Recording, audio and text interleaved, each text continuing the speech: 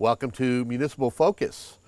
My name is Kevin Tachi. The purpose of this particular show is for us to use it for different topics, mostly political, what's going on in not just Whitman or Hanson, but it could be more of a regionalized conversation on the state level or during election time. And joining us today, a gentleman who I usually do a regular show called Crosstalk with, the 6th Plymouth District This edition. is going to totally throw me off, Kevin, the fact that we're not doing crosstalk, but I'll do my best. I know it is. I knew it was going to, but it's okay.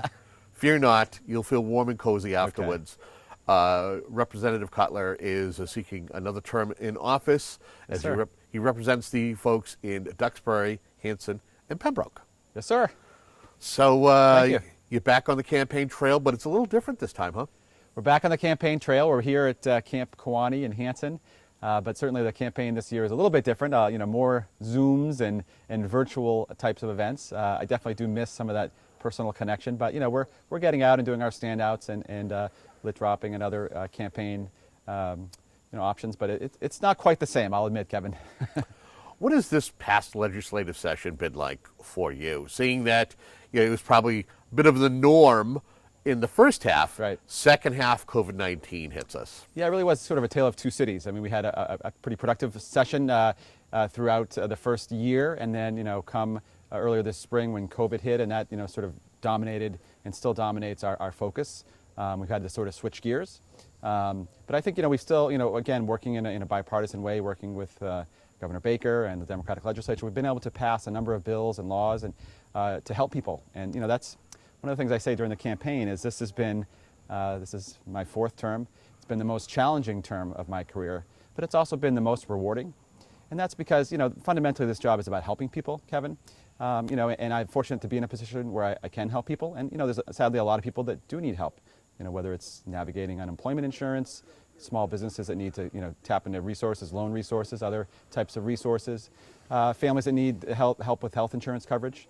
So whatever the case may be, there's a lot of people that, that do need help, and being in a position to be able to help folks is, the number one thing for me. And I'm very proud of the work that we've done, being able to help many numbers of our constituents. So definitely been an unusual term. A lot of good things I think we can point to. Clearly a lot more work still to be done, though.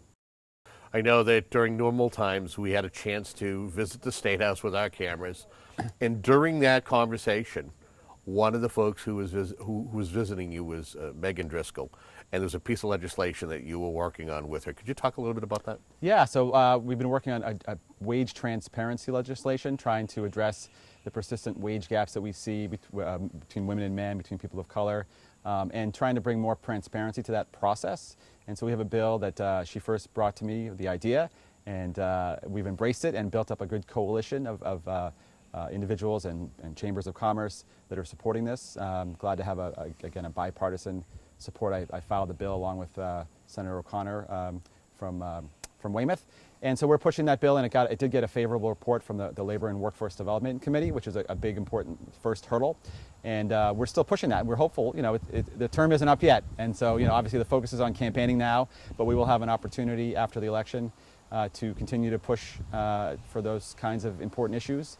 And so I'm optimistic that we're able to do it. But it's a good example, Kevin, I think, for listeners to hear, is that all the good ideas that I have, frankly, come from our constituents, come from other people who bring ideas to me. And I think that the job of a representative is to listen, to be a good listener, and to be someone who can build bridges and build coalitions. And that's something that I've tried to do throughout my career. And the wage transparency bill that we've worked on with Megan and with others, I think is a good example of that, trying to bring people together, bring our business community, bring advocates together to help to try to solve problems. And I think that's what people send us up there to do. And that's really been my philosophy about governing. You mentioned about a bipartisan effort. I think folks are tired of the divisive politics that we're seeing more and more these days down in Washington, D.C. Talk to me about being able to work with your fellow legislators, not only here on the South Shore, but around the Commonwealth. Yeah, and it does make me sad to see the division that I see out there, unfortunately. I think, and I try to tell folks, I think here in Massachusetts we do it right. And we have, as I said, we have a Democratic legislature, Republican governor, but we manage to work together. And even, there are times when we don't agree, but we agree to be, we can agree to disagree, and we don't have this sort of divisiveness that we see in Washington, D.C. And I think that's a good model that Massachusetts can kind of, Massachusetts, we're fortunate. We're number one in the nation in so many areas. Number one in public education, number one in healthcare, number one in veterans benefits, marriage equality, energy efficiency. You kind of run down the line, you can see Massachusetts really leads the way. And I think one other area that we can help lead the way is in terms of showing people that we can build consensus and work together. You don't have to have this divisiveness. There's all the legislation I've worked on, almost every single piece of legislation that I've done has involved someone from the other party. I work with a friend from Plymouth on paratransit ride services. Worked with Senator O'Connor on the wage transparency bill. Worked on the issue of offshore tax havens with a Republican up from the North Shore. So, in fact, worked on our Energy Save Act, which is another example of a bill that was brought to me by actually a Hanson constituent, Mary Ann Damasio.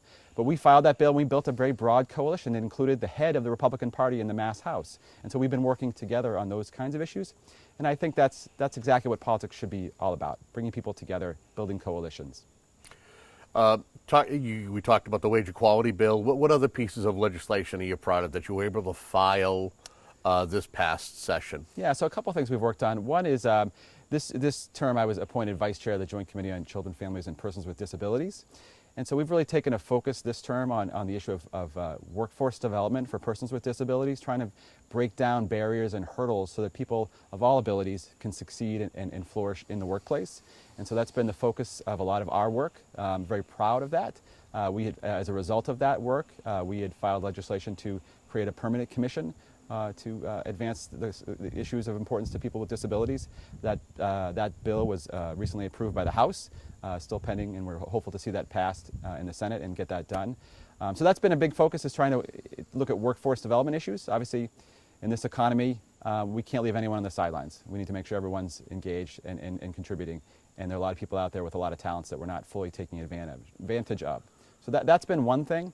And I'll just mention one other thing, Kevin. It's an issue I've been working with. It's quite a sad case of PANS, which is an autoimmune disability, autoimmune disease that affects children. And we've seen a high incidence of that here on the South Shore and in Massachusetts. And so I've been working with a group of parents to try to ensure that insurance companies are covering this treatment, because in many cases they were not covering, and parents were forced to take out their credit cards, remortgage their homes to try to get insurance coverage to help their children who might have been afflicted with this. And so we're working very hard to raise awareness of that and make sure that insurance companies do cover that. So again, that's an issue, it doesn't get a lot of headlines, but it's an important issue to many families, and it's something I'm very proud to play a leadership role on. Talk to me about experience mattering, especially when it comes to COVID-19. Comes out of nowhere, a pandemic that frankly we knew not a lot about come March. We've learned a lot more. How do you feel your experience has helped you and how your constituents have benefited? Yeah, so I think, my experience, I come from a business background, a small business background, and so one of the main types of calls that we get to my office is trying to help local businesses, because, it's a struggle. We get that. And whether it's, on an individual basis, helping with just connecting to, loan programs and PPP programs and things like that, or on a broader basis, trying to help in the legislature, like we did in the House, to pass a restaurant relief bill to help, make life easier for our restaurant and other industries that are hard hit by COVID, including delaying business taxes, making it easier to qualify for unemployment insurance, capping those delivery fees so that our restaurants aren't getting gouged by that. So there's a lot of steps that we've taken. I think it's because of that, having that experience and having those relationships and having the ability, the relationships you have with people, the respect that you've earned, across the aisle. I think those things are important. There's an old saying, you don't want to be exchanging business cards in a crisis. You want to already have those relationships, and I think that's something that is very helpful, and I have worked hard to establish, and I think it's benefited our district especially during this time. How do you feel you thrived during COVID-19? I see you as an individual who, one of many legislators who are out there making sure that if there was new information that was being shared, whether it was by the governor or something on the state level, or even if it was a program, you were on the front lines distributing that. Talk to me about that. Yeah, well, I think communication is very important always, but especially now when, number one, there's a lot of misinformation out there, and I think it's important to get out straight factual information, but just communicating what is going on and what is happening with our data, but what is happening with the resources. I always find that there's a lot of resources out there, and people aren't always aware of them or aren't able to connect to them. And so trying to be someone who can communicate that and make those connections, I think, is important. Me, Kevin, I used to be a newspaper editor, and so that sort of comes naturally. It's a family trait, and so trying to make sure we have someone who's communicating information in a way that's accurate and is increasing our understanding of things and not taking away from it, I think is vitally important in this role, and especially during COVID, unfortunately. What about as far as businesses? How did you help businesses during COVID-19? Because I know that there were programs that were devised. Yeah, so we've seen, this is, I'll focus on the positive stuff. I think there's a lot of good examples of how we've seen government responding and working, hand in hand with our federal officials, Congressman Keating, Senator Markey, Senator Warren, our county officials, Treasurer Tom O'Brien, our colleagues here in the legislature, Governor Baker, my colleagues on both sides of the aisle here in the State House, working together to identify ways we can help our business community. Obviously, we saw a lot of federal programs through the CARES Act. We got a lot of questions about that, and a big part of what we were doing early on was making those connections, making sure that our businesses, I can think of one restaurant in particular that was really on the edge, teetering on solvency, and we were able to connect them with someone who could get them a loan, a low-interest PPP loan, and they were able to survive. So doing those kinds of things, I think, is vitally important. I've literally, driven the food truck to the pantry to pick up, extra food items that were being given away. So, I think that the hands-on kind of work is important, at this local level to make sure that we're doing everything we can to help support our business community. And I'm proud of the work that the legislature has done, that working with Governor Baker and that working with our federal officials, we're all kind of working together, Democrat and Republican, trying to row in the same direction to help get that aid out there. What are you hearing from residents today in regards to your reelection and what concerns them moving forward? Is COVID-19 at the very top of the list, or are there a few other things as well that are everyday items? I think it's a twin. It's the public health concerns, and then it's the economic recovery. I think those are the two main issues. Obviously, for many folks who are still vulnerable to COVID, I think that's a major concern. We want to do everything we can to make sure we're moving forward with public safety and obviously vaccinations and hopefully having some kind of breakthrough with COVID treatment, but also economic recovery. Obviously, we had, before COVID-19 struck, we had a very strong economy. We had a very low unemployment rate in Massachusetts, among the lowest in the nation, and obviously we've seen that spike. So I think focusing on our economic recovery is going to be really critical for this next term, and making sure we have a balanced state budget that is giving as much money back to our cities and towns so they're not put in the position of having to make difficult choices and difficult cuts. And I'm proud, Kevin, that the legislature, and I serve on the Ways and Means Committee, we recently made the commitment to our cities and towns that we weren't going to make any cuts to local aid or to Chapter 70, which is a very important statement that we made because so many cities and towns were uncertain about what their revenue picture would look like, what kind of aid we were going to see. And so, and we were at one point looking at cuts of 10 to 15% potentially. That was the numbers that I heard. And to say to our cities and towns, okay, we're going to guarantee you at least you're going to get at least what you got last year, really helps to protect our cities and towns, make sure that they can fund their police and fire, their teachers, their local services. So I'm very proud of the fact that we're able to make that important step, even at a point of time where it's quite challenging and there's a lot of fiscal uncertainty. As though a pandemic didn't already affect our lives, we also had folks with the murder of George Floyd. It was one of those social items that affected our news, affected us here locally, knowing that there was a call for reforms, law enforcement, when it comes to policing. I know that the state legislature had a tough task of taking a bill on. Give me your thoughts on police reform. Yeah, so I think the legislature, and in the House, we passed a major policing reform legislation, and I think it takes some important steps forward. First and foremost, Massachusetts, it would create a licensure and certification system, as we have in 46 other states. Massachusetts is one of 4 states that doesn't currently have that kind of licensing system.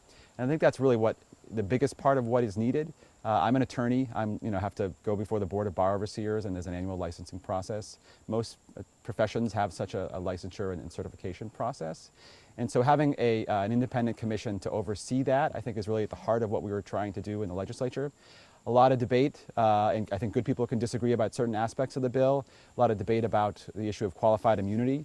The House, I think it's important to note, Kevin, did not end qualified immunity, even though that has been out there. That is not correct. So we've taken some other steps as well. I think limiting facial recognition technology, putting limits on the use of chemical sprays, the use of no-knock warrants, the use of chokeholds. Those are all important steps. And I think for the most part, not maybe unanimously, that most part, law enforcement is in support of those kinds of things and have, in fact, been advocating for those. So it's still, it can be an issue that people can disagree about, but I think there's some important steps that need to be made here in Massachusetts. We're fortunate we haven't seen the extensive kinds of issues we've seen in other states, and I think that's primarily because we have a very well-trained and educated law enforcement force here in Massachusetts. But it doesn't mean we can't make improvements, and I think this is a time when we need to take a look and try to make some improvements and try to help our many, many, many honorable men and women in law enforcement to help weed out the small number of bad actors that do blemish the profession on occasion. I think we should take a moment to give you a chance to kind of talk about some of your work, bringing back funding to the district. Folks like to fondly call it bringing home the bacon. What are some of the things that you've been able to do over the past 2 years to help the 3 communities that you serve? Yeah, absolutely. Well, I think one of the key roles, obviously in my job, is number one is helping people. Number two, making sure we get our fair share of state aid, right. Our fair share of resources down here in our communities. And I think I've been someone who's really shown an ability to do that. We're here at Camp Kewanee here in Hanson, which is a beautiful setting. Hopefully you can see the background here. But if you looked behind camera, you'd see, they've been able to put a new roof on Camp Kewanee. They've been able to upgrade the electrical system and make some other improvements here at Camp Kewanee, which is really the jewel of Hanson. And it's because of a budget amendment that I wrote, I filed, and I worked to get passed in the House and in the Senate, and working with Senator Brady, we got passed and we got the money to the town.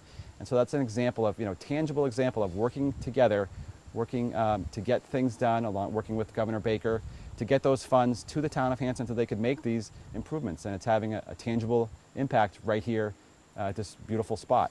So that's one example. There's obviously a lot of examples. I'm proud. Later today, we're actually going over to visit the Pembroke Public Library and going to see some of the new computers that they were able to buy with a budget amendment that I filed to help them.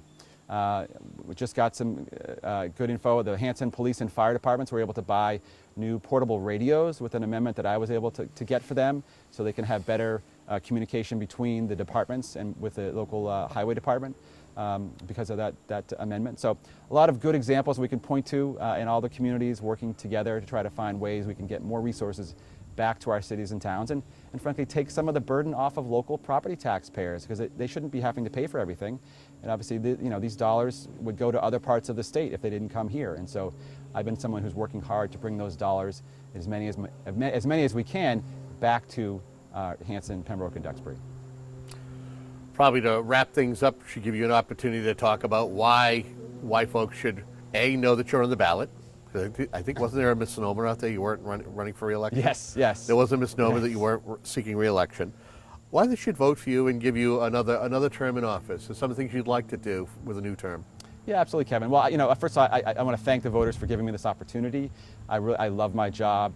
It's the greatest job in the world. And being in a place to help people and to help shape public policy is really a blessing. And I really am appreciative every day that I walk in the State House, or virtually these days. I'm very appreciative of the honor that's been placed in me.